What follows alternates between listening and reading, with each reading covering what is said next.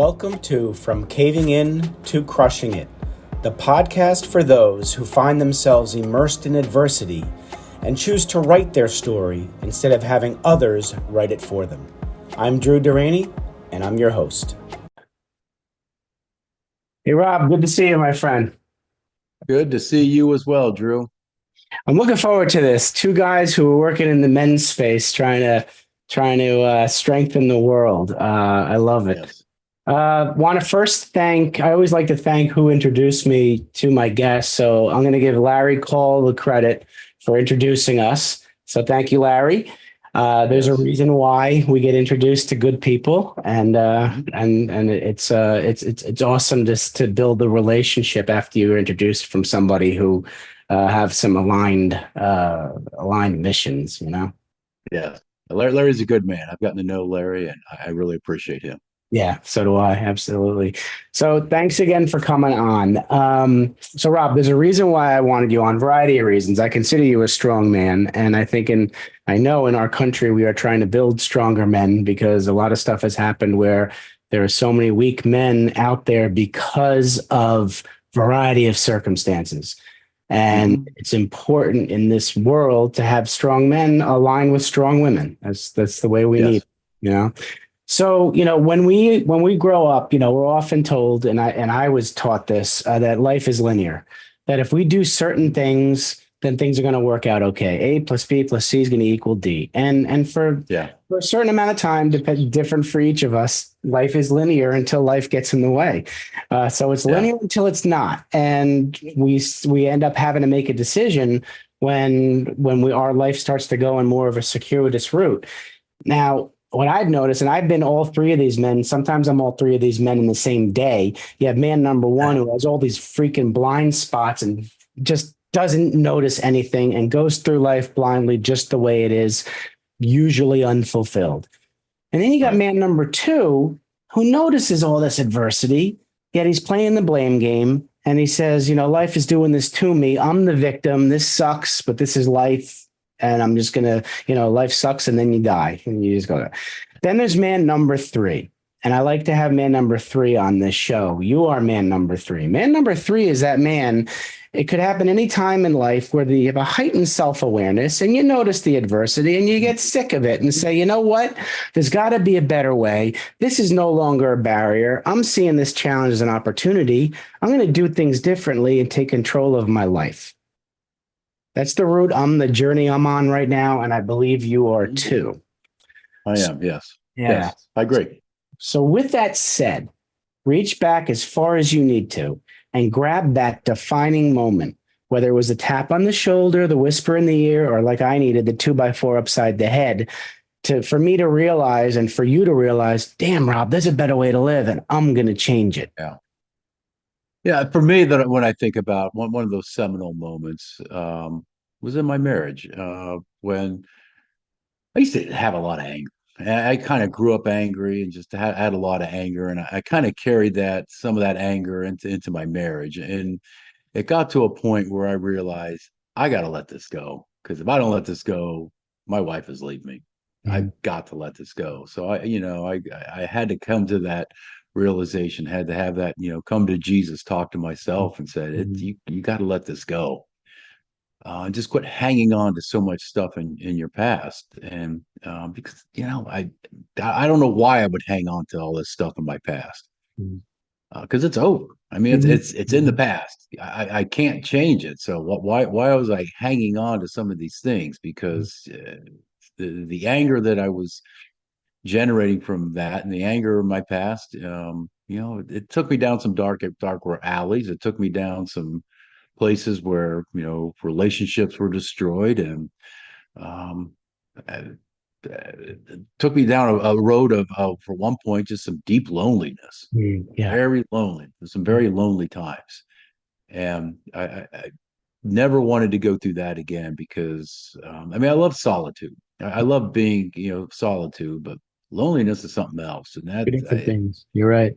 It's just, I never wanted to go down that road again. Yeah. So when you realized about holding on to that anger, it's one thing to decide to let it go. There's another thing, an action, like how you do it. And I'm sure there are a lot of men out there right now who are harboring onto some anger from their past. How did you let it go? One of the best things that I did is I just started connecting with other men, Mm, joining, different men's groups, support groups, and really getting to know men. Because, one thing that's true about most men, we're great at making connections that can be a mile wide, but an eighth of an inch deep. yeah, so true. And so I knew, hey, it's more important to go deeper with those relationships, go as deep as you possibly can. Mhm. Um, you know, uh, the one thing that I read years ago, and I've always remembered this, is about the giant redwoods, Okay. beautiful trees, magnificent trees. But if you were to go to a giant redwood and you cut every tree around it down, that redwood can't stand. It's going to fall over. Mm, And the reason it's going to fall over, because the only way it's able to stand, 300 or 400 feet high, is that its roots intertwine with the other roots of the other trees, the other mm, redwoods around it, and they support it. Each okay. of those trees support the other tree in order for it to stand. And as men, we need other men in our life to support us so we can stand. So We true. can't go it alone. Can't Mm. go it alone. Rambo never won a war on his own. No, Okay. he didn't. Never won the war on his own. As much as Hollywood wants you to make him believe Yeah, that, yeah, that's not how it happened. no, he didn't. So, and I love that analogy with the trees, because the more that we men grow by spreading our wings and getting to know more people and building our connections, that's then our roots are growing deeper as we Yeah. go out there outside our comfort zone. And as men, we're taught not to show our emotions or ask for help or that. Yeah. And so since we don't know, we listen to what we're told, we don't know how to do it, and there is a lot of isolation. You mentioned solitude. I believe there's a difference between there's a choice when you have solitude, and there's an isolation usually is involuntary. Yeah. And many men are just isolating themselves because they're not comfortable sharing what's going on. They're not going to share it with their family. They're not going to share it with their coworkers, and they're not going to share it with their friends from high school, because rarely do you go Yeah. beneath the surface. Yeah. So, how do you find those men who are willing, who are looking to grow in personal development and meet other men and connect? How do you Yeah. do it? For me, where I originally found those men was just through my church community. Okay. That's how I found them. Right. So, back in when I first became active within my church, there was a real movement to bring men together. I'm like, Mhm. okay, I like this because I needed that. My wife saw it in me that I needed that, and Mhm. she encouraged me, and I enjoyed it. And there's plenty of different ways to do it. Yeah, and I just seek them out. I seek them out. A lot of it was through my faith community, but there's other ways as well that I have found. Just taking the time to listen to another man, just listen. Mhm. That's one of the greatest gifts we can give to somebody, is just to listen That's so without true. passing judgment. Just Mhm. listen. Mhm. Yeah, no, that's a very good point, because what usually happens to us when we're speaking with the wrong people, there's us unsolicited advice, right? Telling us what we should be doing. And if you can find that safe space with other men who are just going to listen, that unsolicited advice doesn't happen, and the judgment doesn't happen. And you're right, True. it is a comforting thing. There's actually nothing better as far as conversations go, to have a deep conversation with a man who's willing to share his thoughts. And there are many men out there who have issues where they think they're the only one out there. So it Yeah. almost behooves us Yeah. to tell our stories so people can feel they're not the only one on the island. You're right, and you got to build that trust. If I'm going to share my deepest stuff with someone, I got to know that I got to trust them. So Yep. that trust takes a little bit. That trust takes some time, and building that trust is Yeah. something that you got to be intentional about, Mhm. and you got to be willing. You got to be open to doing that. And there's nothing. it can be violated quicker than violating somebody's trust. Somebody Mm, violates my trust, I, to take a line from Mr. Wonderful, you're dead to me. yep. I'm sorry, you're Yeah. dead to me. So true. I mean, it's very yeah, it's a challenge to get to earn trust back. And Yeah. yeah. So, so let's get to the point where you got rid of your anger, right? You addressed it, you faced it, you dealt with it in a healthy way. What types of things improved in your marriage to allow you to, I don't know if feel comfortable is but feel more fulfilled in your marriage? What did you notice? I noticed my wife respected me a lot more, Mhm. and that's important. That's important. As men, we want to be respected, Yeah. and I'll kind of circle back to my faith. There's a command in the Bible that says, "Women, you are to respect your husband," Hmm. but it says, "Husbands, you are to love your wives fully." There's a Hmm. big difference between there's a difference between love and respect. Yes, there is. But knowing my wife respects me, and have I done some knucklehead things? Oh, 100%. Yeah. 100%. I mean, Yeah. I'm a corporate burnout survivor. I've been through 3 corporate downsizings, and Mm. each one I feel like I failed her in some way. Hmm.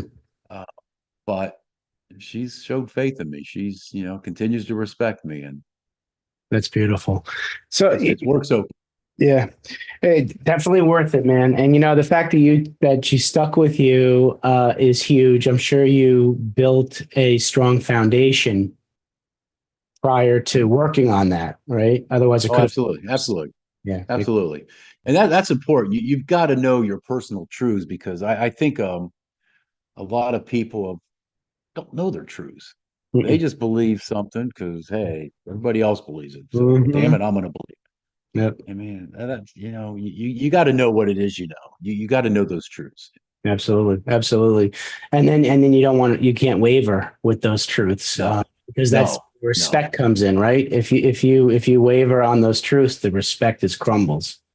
Well, that's your foundation. Yeah. That's your foundation of life. Because when you have that foundation of life, Mhm. you're going to make choices and decisions. They're going to rest on that foundation. Mhm. When your truths are solid and that foundation's solid, you're making right choices and decisions that serve you, serve your Absolutely. family, serve Yeah. your business, serve your community, serve whatever it is you're wanting to do. Mhm. Um, with that, let's talk about that corporate burnout issue because I've been there too with the corporate burnout. Um, there comes a point when you're in corporate where you're tested and tested with backing down with your standards and all the stuff you talked about. And that Right. for me was a lot of my burnout because I'm fighting my Yeah. integrity with what the company wanted me to be like. Tell me Yeah. about the corporate burnout, when you noticed it, how you may have changed as a person in a not a good way, and how you got yourself out and back on your feet. Oh, well, I noticed it that I was, you've seen, I'm sure you've seen the studies that I think I've seen it as high as 85% of the people in corporate workforce are disengaged. Well, I was Mhm. one of that 85%.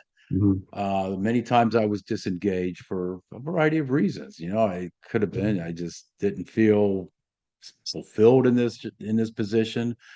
I tried to take it as a perspective. All right, I'm going to be a good corporate soldier Mhm. and do what's expected of me and just do it to the best. But it just led to me starting to understand that as success was defined to me in corporate. All right, this is what you got to do to be successful. Okay, Mhm.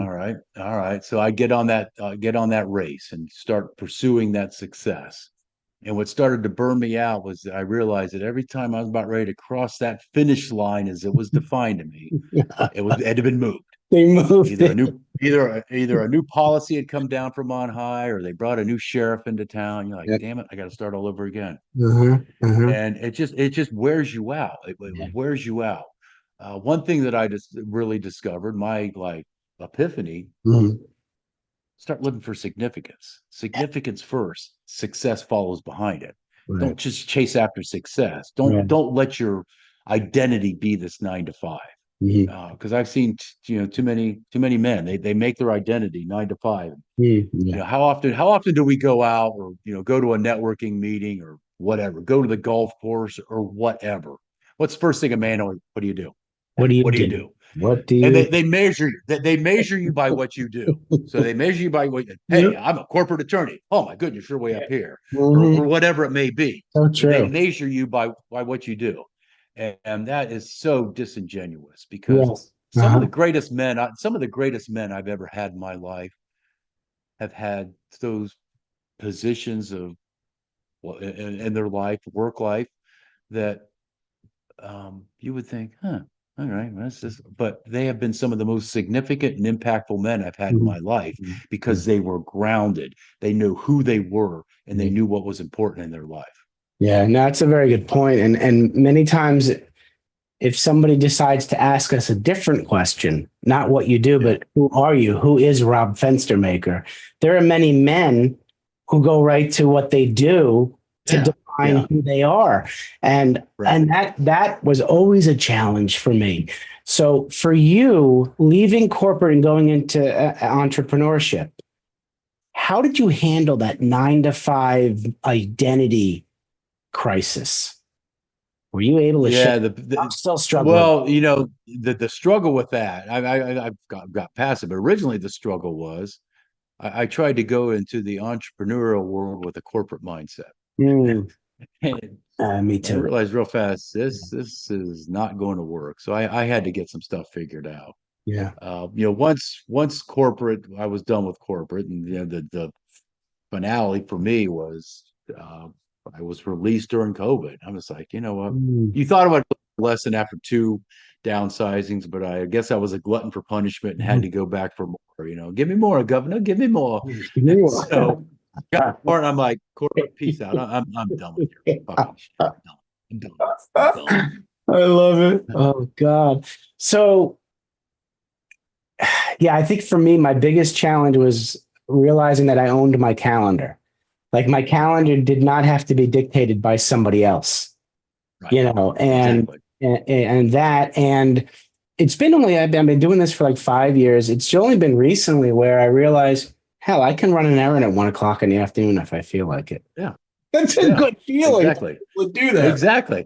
I mean, 10 o'clock this morning, I was sitting in a barber chair getting a haircut and a There beard we trim go. just because I needed it. So there you go. Absolutely, absolutely. One more entrepreneurial challenge. When you found your passion and you wanted to do what you're doing now, the realization that you can't do it for free, that you need to learn how to monetize what you do. How did you handle that realization and still enjoy what you do? Because that's been a challenge that I've had. Yeah. Yeah. To me, I knew that, or I know that when someone works with me, I'm going to change their life. Yeah. I'm going to change their life. Right. And so that is the impetus. And, the greatest investment we can make is investing in ourselves. Mm-hmm. That's it. True. Because you're investing in that time, and time is our greatest asset. Yes. Time is our most valuable asset. And too many people don't understand that. Mhm. I mean, you can lose all your money Right. and get it all back. Yeah. You can lose your house and get it back. You can lose your car. You know what? You can even lose your life and get it Mm-hmm. back. I've heard that happen. Yeah, no, it's a good point. But once you lose time, there is no getting it back. It's Mm, gone.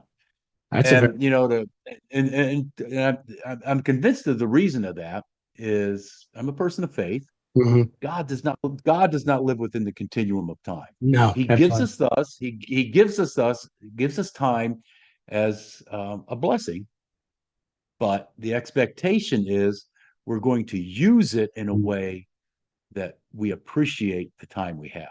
absolutely. The appreciation, I think, is one thing that most of us do not appreciate. Yeah, Appreciation, like that first breath in the morning when we talk about yeah, gratitude. We talk about all these things we want, but the thing is yeah, that you get up and you can breathe in the morning. That's pretty cool. yeah. You know? Yeah, too many people do that comparison game. They're like, well, hey, they've got a I brand new house or a know. brand new car. I guess I'm worth. Mhm. You know. Yeah. Even when we do that comparison game, when we look at Joe and Sally and what they have, Yeah. well, we don't really know what's going on there. We No. can think we know what's going on there. We don't know. Hey, man, are they living this Dom Perignon lifestyle on a Pabst Blue Ribbon budget to impress everybody, Good point. or are they legitimately there? That's a good So point. Yeah. be comfortable with where you're at. Absolutely. That's. I think I've always been able to handle that, and I've never been 100%. Yes, what we like nicer stuff, yes. Of course, yeah. But we got to understand the difference between our wants and our needs. Yeah, yeah. And too many people conflate the two. That's so true. Very, very true. Absolutely. So tell me and tell the audience what you do now, like in your business, and what a day in the life of Rob Fenstermaker is. Now, what do I do? We all get on this journey of life of things we want to accomplish in life. And the one guarantee of life, no one's immune from it, is life is going to happen to you. It's guaranteed. Guaranteed. It's happened to me several times. And when life happens, some people get thrown off that course and they get stuck in that rut, and they don't know what to do. They can't get out. Now, what I tell them, the only difference between a rut and a grave is depth and its dimensions. So don't take what you want to the grave with you. So what do? I get them out of the rut. I get them out of the rut by helping them to build that solid foundation for their lives, bring clarity to what it is they want to accomplish. Clarity is so important. You got to be clear. Yes. And the words we use are powerful. Yes, they use those words that bring clarity to what it is you really want to accomplish, and get in action. I get so sick of hearing people say, "Oh, I need the perfect time." And first off, perfect time doesn't exist. And even if how they describe that perfect time were to happen to them, they would still negotiate their way out of it. Absolutely. I call it imperfect action. You got to take the imperfect action. Just do it. Just do it. I love that. And I call it become that soul on fire. Because to me, fire lights the way, fire purifies. We all have that fire within us. We do. Think of the things you dreamed when you were a little kid, and the world will beat those out of our children. They certainly. And we have those dreams for a reason. And a lot of times we spend too much time. Well, what if? Stop with the what ifs in life. Absolutely. What ifs are going to get you nowhere. Just do something about it. And that's what I do. I get the people out of that what if cycle. I get them in action, and I get them moving clearly on what it is they want to accomplish. I love that. Now, I know you do that in a variety of ways. You do the one-on-one coaching. What else do you do? I know you have some communities that you host that I want you to. Yeah. But what else do you with I have a couple. Coaching? How else do I you? have a couple. I have a couple communities I share. One's called Iron Sharpens Iron, and that's primarily focused for men. As far as bringing just men together and just have some just conversations, being comfortable to have those conversations. I host another one I call the Virtual Friday Whiskey Hour. That's something that I just kind of started as a fun thing, but it's kind of taken a life of its own. Good. And again, it's just a community that's open to anyone, men and women. I always love it when the women come because they actually bring some great insights. We just have conversations. Yeah. We just have conversations about something it's of interest to me, and I just kind of throw it out there and just get the conversation started, see where it goes. Beautiful. Now, you also mentioned the term imperfect action. Don't you have a show, or you have people on? Yes. I have the show called the Imperfect Action live stream. I just bring people on and we just have a conversation. Just letting them share with a little bit with who they are, and we just have that conversation, how they serve people. Because to me, the only action to take is the imperfect action. I love it. That's where you learn more about yourself, and don't be afraid of failure. Failure is something's powerful. Failure is so powerful because we learn more of ourselves in times of failure anyways than we do in times of success. And I've had those moments of success where I have been such a knucklehead, I have turned those moments of success into moments of failure. So you got to guard those moments of success too. You absolutely do. I love that. Well, I certainly think that the audience has captured the essence of Rob Fenstermaker. So audience out there, you're going to want to get in touch with this guy. Go to Rob's website, robfenstermaker.com. His Calendly link is on there. Get on his calendar, have a conversation.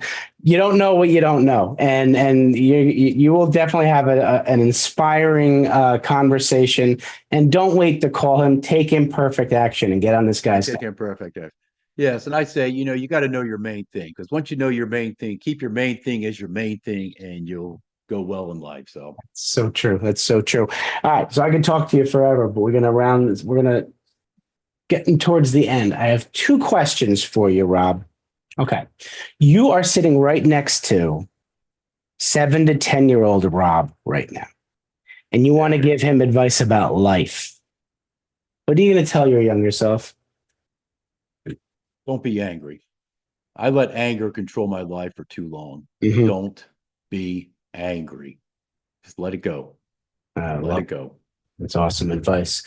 All right. So now you're going to put a different hat on, and now you're sitting down with young Rob, the young businessman entrepreneur, post corporate burnout stuff. And you're sitting down with him to give him advice about business. What are you going to tell him?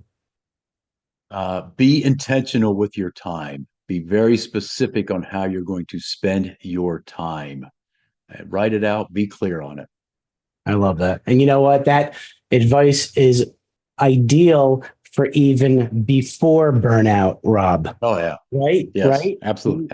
Absolutely. That advice Absolutely. goes for all the time, no matter what you're doing in life. Rob, I want to thank you for not just coming on, but coming into my life, my friend. We're building a special relationship here. And I just want to tell you to keep doing what you're doing. You're a good human being, and you're helping a lot of people out there, my man. Thank you. I appreciate the opportunity. I appreciate the opportunity to know you as well. Wonderful. Hey, everybody out there, take care of yourselves. Thanks so much for listening. If you enjoyed the episode, please subscribe and give us a review to help others find it. I'd like you to answer this question. Are you living the life you want to live, or are you living the life others want you to live? I'd like you to think about that for a second, because I strongly suggest you live the life you want to live. If you want to learn more about what I stand for and my services and how I'm able to help many men get out of their own way, please go to my website at www.profitcompassion.com. Feel free to also email me at drew@profitcompassion.com. I'd love to have a conversation with you. Take care of yourself and choose to write your own story instead of letting others write it for you.